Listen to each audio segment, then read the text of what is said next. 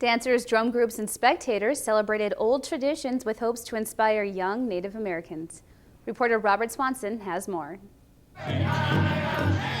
You know you're at a powwow when the sounds of thunder, bells, and singing surrounds you. The Woodland and High Plains Powwow is organized by a student-run group known as the American Indian Student Association. The group puts together this powwow every year in the Fargo-Moorhead area. Couldn't ask for a better turnout. For one day of traditional powwow, with the budget that we had and put on by some students and a few faculty, it's pretty good. I'm really satisfied. From the decorative beads to the colorful dresses, there wasn't a dull moment for this spectator. They look fantastic. I saw some of the beadwork on the moccasins and it was fantastic. Participants say these events are very important to everyone, especially the youth involved, because it's important for them to know their culture. It makes me happy inside when I see young people still dancing and doing these things. Student organizers say they put on these events so that the little ones will be there to fill the moccasins of their elders and carry on their tradition. This is Robert Swanson, Campus News. The annual Woodlands and High Plains Powwow has been around for 20 years and usually has more than 200 dancers and powwow participants. A local improv comedy group recently took a big trip for a chance at a little national exposure. Reporter Robert Swanson has more. I've been talking on a two-way radio to a guy that I think will treat me a lot better. The improv troupe known as the Bearded Men have been performing for almost 3 years and still wonder, why bearded men? I don't know. There are so many stories. Like every time someone asks us, there is a different story. I guess I can't really say how they got the name of Bearded Man, but one guy had a beard, and they said, let's just call him the Bearded Men. Recently, the Bearded Men submitted a video of their act, which earned them a chance to perform at the Chicago Improv Festival. Granny's is what got us to the Chicago Festival, so right now that's when we've sort of been spending some time on. You know, I thought a glass of wine is good for you every day.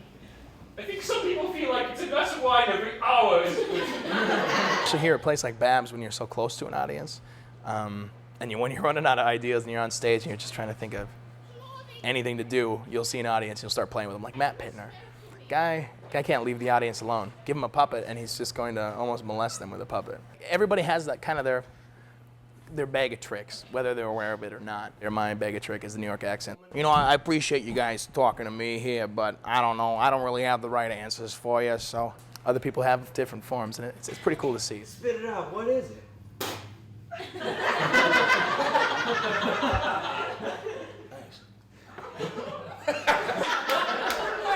That's not what I spit out. Though these bearded men cross-dress and play with puppets, they say that they take their comedy seriously. Hang on. Robert Swanson, Campus News. The Bearded Men's next performance will be at Babs Coffee House in Fargo this Thursday. For low when students played Free Texas Hold'em at NDSU for a chance for high rewards. Reporter Robert Swanson has more from the tournament. Ace high. Ace high. Pair nines. Students turn into professional poker players for a night when NDSU's Campus Connections brought the casino to them. When they run out of chips, then they're done for the night. And we have prizes, starting the first prize is $150, second is $100, third is $75, and then there's 4 $25 prizes, and then we have shirts and hats that are being distributed throughout. Some students were intensely playing with their poker face on. Straight. What's up? While others were there to have a good time. This student wasn't aware of the cash prize, but when he found out, he was in it to win it. That's always a good perk. I didn't know that until we started playing. I was like, cool, that's a cool perk. Like Kenny Rogers once said, know when to hold 'em and know when to fold 'em.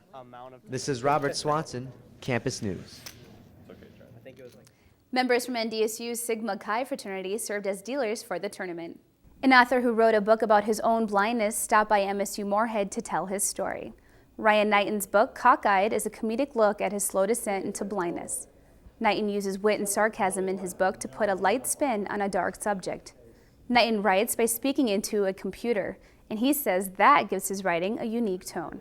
You can't tell one without the It's actually because my writing voice is me trying to make that computer sound more human.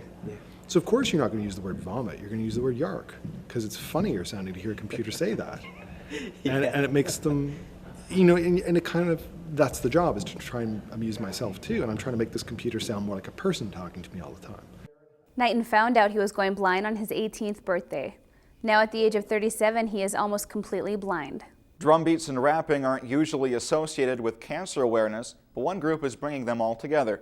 Reporter Robert Swanson has more.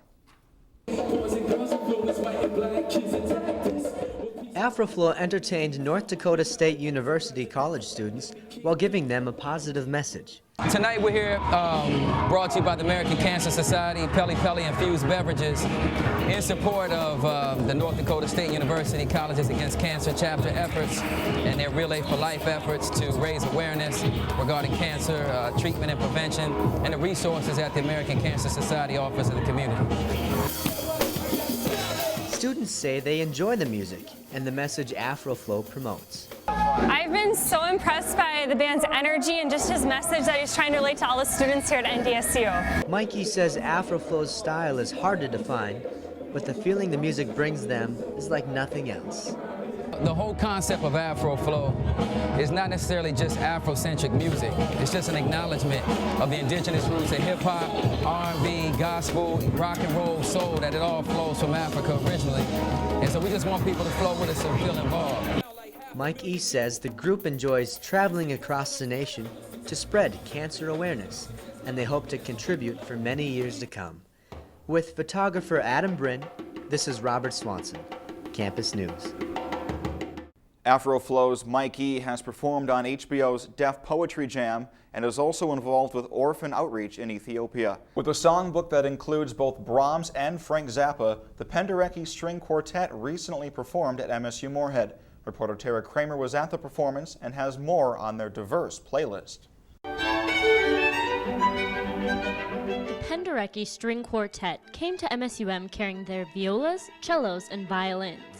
During their U.S. tour, these Canadian artists gave a performance at the Roland Dill Center for the Arts.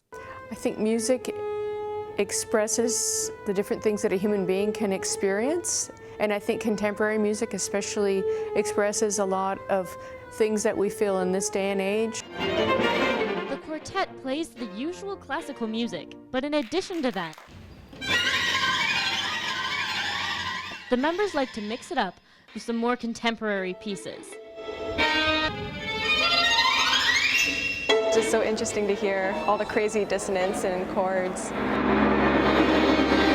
In the second half of their performance, they switched from playing Beethoven to George Crumb's Black Angels. I even thought of like how cool it would be late night, like outside at like a concert festival, you know.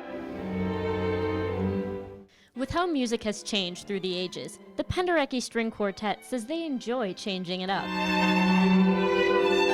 and showing their audiences a different side of orchestral music. With photographer Adam Bryn, this is Tara Kramer, Campus News.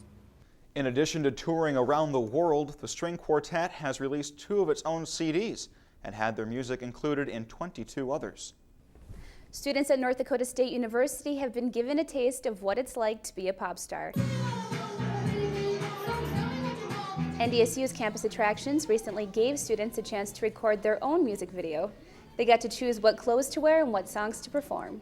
Students danced around until they were either too embarrassed or until the song was over. When they were done singing, students received a free DVD of their performance. It's pretty fun. It's a good place you can just let loose basically with your friends and make a fool of yourself in front of the camera. The DVD wasn't the only thing students got for free though. They also dressed in clothes you normally wouldn't see these days and received free photos of themselves in their chosen outfits.